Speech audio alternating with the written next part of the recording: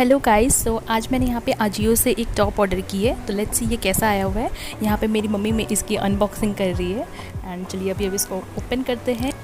सो इसके अंदर एक पिंक कलर का क्यूट सा क्रॉप टॉप है जो जिसमें वाइट स्ट्राइप्स दिए हुए हैं एंड इसकी ओरिजिनल प्राइस थी 400, बट मुझे डिस्काउंट में ये जस्ट 200 में मिल चुका है गाइस। सो आप देख सकते हैं इसकी क्वालिटी बहुत ही अच्छी एंड ऐसे ही और भी शॉर्ट्स देखने के लिए do like share comment and subscribe to my channel guys. मिलते हैं नेक्स्ट वीडियो के साथ।